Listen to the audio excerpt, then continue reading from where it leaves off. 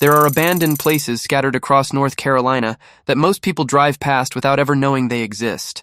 A colonial port that altered the course of American history twice, burned by the British in one war, fortified by the Confederates in another. A mountain town of 600 people now sleeping beneath the dark waters of a lake, visible only when the water drops low enough to reveal what was left behind. A logging boom town where 3,000 people once lived, now so completely consumed by swamp water that kayakers paddle over streets without knowing an entire city lies beneath them. North Carolina stretches from the Outer Banks to the Great Smoky Mountains, and in every region of the state, there are places that were built, lived in, and then abandoned. In this video, we are counting down 11 abandoned places in North Carolina that I bet you don't know. Hit subscribe, let us head into the swamps, the mountains, and the forgotten corners of the Tar Heel State. Number 11. Mortimer, Caldwell County, North Carolina.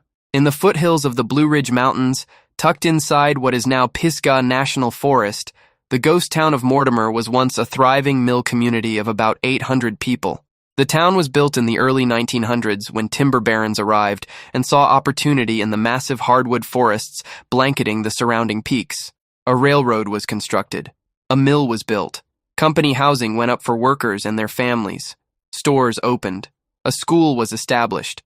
For a brief moment, Mortimer had everything a small mountain community needed. Then, in 1916, catastrophe struck. A devastating flood roared through Wilson Creek Gorge and tore through the town. The water came down the mountain with the force of a freight train, carrying boulders, debris, and everything in its path. The damage was severe, but the residents of Mortimer were mountain people. They rebuilt. For 2 more decades, the town continued. The mill ran. Families stayed. Then in 1940, a second flood, even more destructive than the first, wiped out what remained. The 1940 flood was one of the worst natural disasters in western North Carolina history, and Mortimer took the full force of it. This time, nobody rebuilt. The 800 residents who survived scattered to other towns, and Mortimer was left to the forest. Today, the ruins of Mortimer are hidden inside Pisgah National Forest near the Mortimer Campground. Foundations peek through the undergrowth. Scattered remnants of mill machinery sit where they were abandoned over 80 years ago. The forest has reclaimed nearly everything, but if you know where to look, the bones of a town are still there. On Google Maps, the area around Mortimer is labeled as National Forest. The town itself does not appear. Number 10. Buffalo City, Dare County, North Carolina. On the coastal plain of northeastern North Carolina, in the dense swampland of Dare County, there was once a logging boom town called Buffalo City. Founded after the Civil War in the 1880s, the town grew rapidly as timber companies moved in to harvest the vast cypress and juniper forests of the region. At its peak in the early 1900s, Buffalo City had approximately 3,000 residents, multiple sawmills, a railroad spur to haul timber out, saloons, stores, and a reputation as the moonshine capital of the United States. The swamp provided perfect cover for illicit distilling operations. The cypress trees blocked sightlines. The water made roads impassable to outsiders. Revenue agents who tried to raid the stills often got lost in the swamp, or simply gave up. When the timber ran out in the early 20th century, the sawmills closed. The population drained away, and the swamp, which had been held back by the constant activity of logging and clearing, moved back in. Today, Buffalo City has been completely consumed by the landscape. The swamp water covers the streets. The forest has grown over the foundations. Kayakers and boaters who paddle through the area pass over the remains of a town that once had thousands of residents without knowing what lies beneath them. Pilings from old structures poke through the dark water in places. Alligators and snakes have replaced the loggers and moonshiners. On Google Maps, Buffalo City appears as a label in the middle of a swamp. There are no roads leading to it, no structures visible, just water and trees where a city used to be. Number 9. Lost Cove. Yancey County, North Carolina high in the mountains of western North Carolina, on 350 acres of dense forest above the Nolichucky River near the Tennessee border, the ghost town of Lost Cove is exactly what its name suggests. The community was founded in 1864, when Morgan Bailey established the settlement after purchasing land from a Native American for $10 and a shotgun. The town sustained itself for nearly a century on farming, timber, and moonshine. At its peak around 1910, Lost Cove had approximately 100 residents. There was never electricity in Lost Cove. There was never running water or phone service. The residents farmed the steep mountain soil, kept livestock, and traded with neighboring communities by walking trails that switchbacked up and over the ridgeline. They built a tight-knit life among the peaks that required almost nothing from the outside world.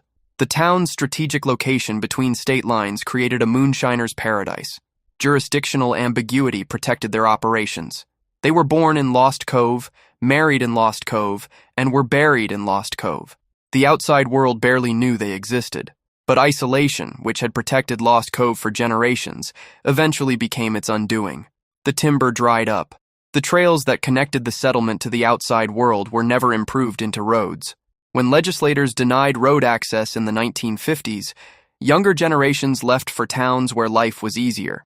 The last family departed on January 1st, 1958. Today, crumbling chimneys stand like sentinels in the forest. Rusting farm tools lie where they were last set down.